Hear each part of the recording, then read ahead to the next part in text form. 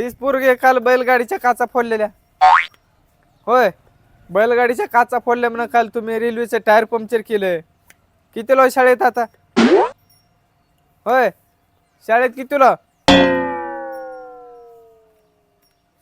बोलत नाही का पोरग? ओपाच बिपाच धरला.